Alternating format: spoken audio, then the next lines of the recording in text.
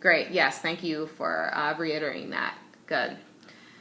Okay. So we just went over the validity scales. I'm going to go over these clinical scales. Again, I'm just going to refer to them by their number. I'm not going to talk about, there's 10 of them. I'm not going to go through all 10. I'm only going to talk about the ones that you scored highly in.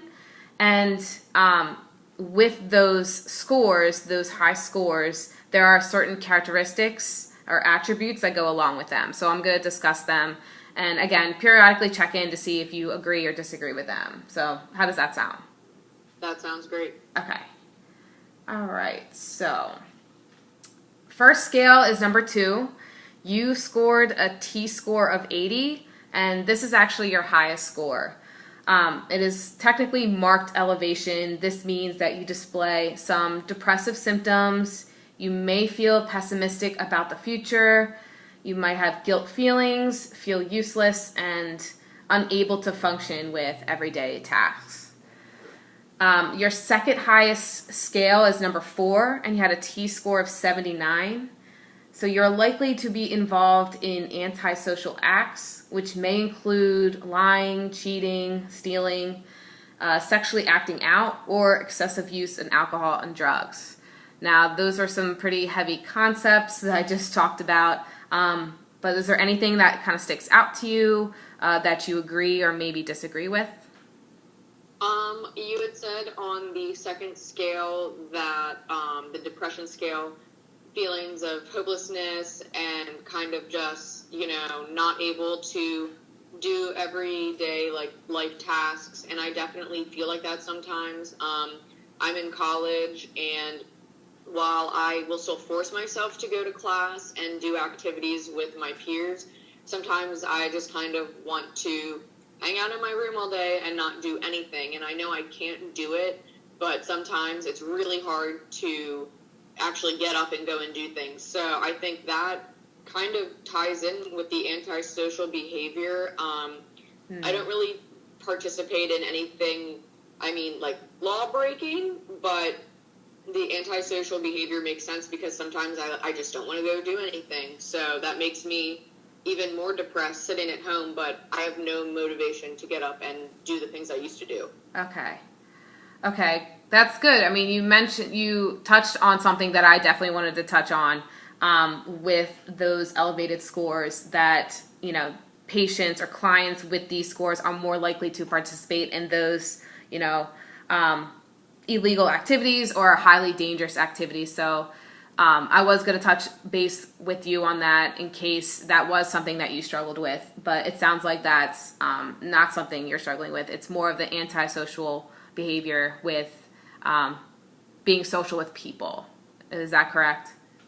Yeah, that's correct. I feel like maybe if I continue down the path that I'm on right now with these same behaviors, there's a possibility I could act out, but right now it's like I just don't even care enough to do anything like that. Okay, cool.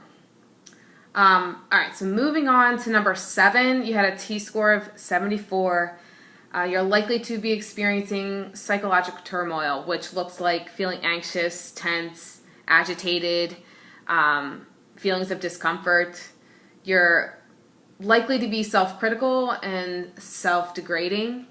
And then kind of going along with that, the last clinical scale that I'm going to talk about is number 8, which is marked elevation. You may have feelings of being isolated, misunderstood, and unaccepted, and you may experience some sexual preoccupation or sexual confusion and feel inferior.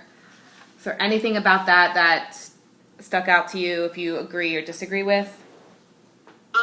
Yeah, it's just very difficult to keep yourself going when, 1, you feel depressed, but then 2, like you had stated, also being anxious makes it hard. So sometimes I will kind of make myself go do my everyday life activities, and then I get home and I feel completely wiped out, but I'm still too anxious that I can't fall asleep, and I think I'm having panic attacks. I've never had them before, but sometimes it just feels like I can't breathe, and then I can't sleep, and it's just like a complete 50-50 divide with the depression and anxiety. So it kind of feels like I have to isolate myself from everybody because, like, even I will wake up and I'm like, I don't know how I'm going to feel today. So why would I want to be like that in front of my peers who know me? Right.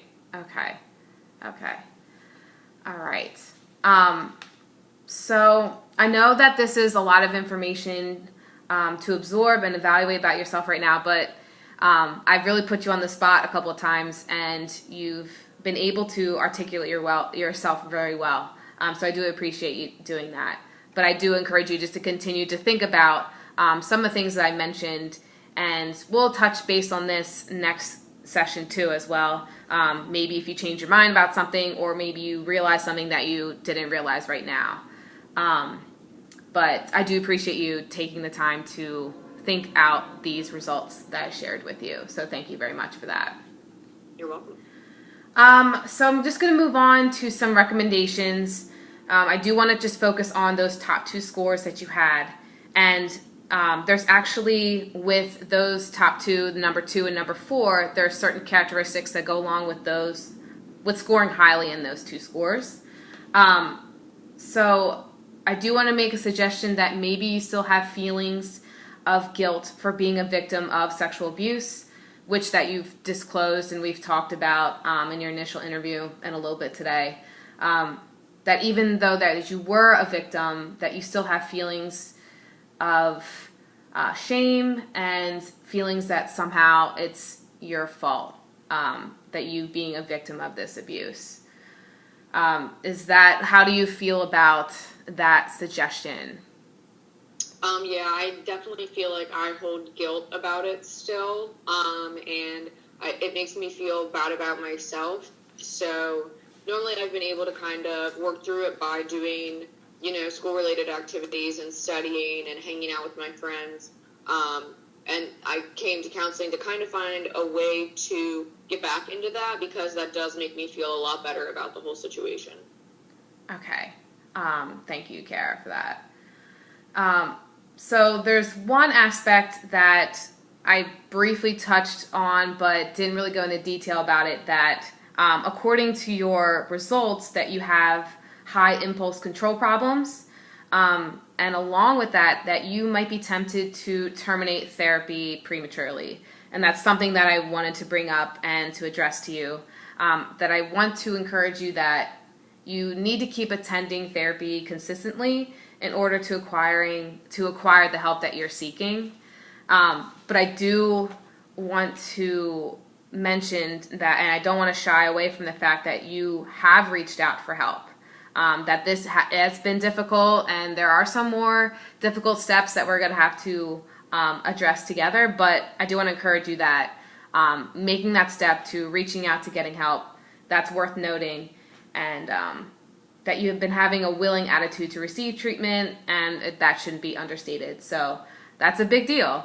So I do definitely want to encourage you with that, and address that too, because if maybe right now you feel pretty good about treatment, but you might be tempted to terminate the treatment prematurely. So that's, again, something I just wanted to encourage you with, to keep sticking with it, and you're going to receive the benefits from that.